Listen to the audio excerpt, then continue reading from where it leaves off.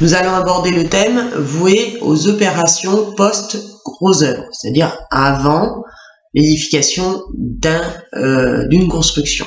Donc lorsqu'une personne a le dessein de faire construire un bâtiment, quelques étapes sont nécessaires à l'accueil d'un nouvel édifice.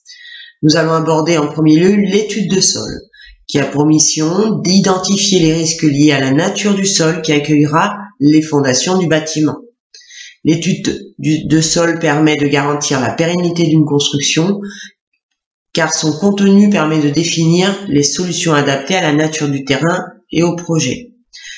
Donc en quoi consiste cette étude? Elle consiste à partir d'une investigation avec une machine de forage, donc à l'aide de prélèvements et aussi d'essais en laboratoire, à déterminer les caractéristiques des sols du terrain, ce qui permet de définir la nature et les dimensions des fondations de la future maison.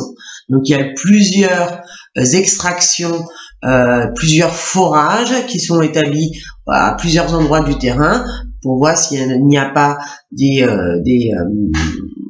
cavernes, etc., pour voir quelle est la nature du sol qui va accueillir la construction. Donc une étude de sol est souvent exigée par les assurances, des architectes ou la mairie. Et aussi bien évidemment, le SPANC maintenant la demande pour l'assainissement individuel d'une construction à usage d'habitation s'il est nécessaire, s'il n'y a pas de tout à l'égout.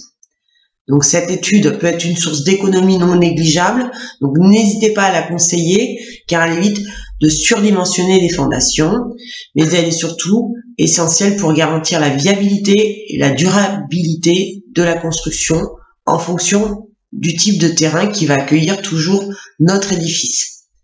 Alors, l'étude de sol doit être menée par un ingénieur local, donc selon la norme NFP 94-500 du 30 novembre 2013. Donc, n'hésitez pas à regarder autour de votre agence qui est susceptible de vous accompagner ou d'accompagner vos clients, bien évidemment.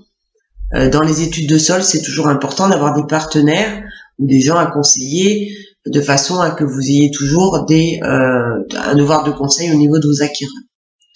Donc l'étude de sol est obligatoire quand on souscrit une assurance dommage ouvrage.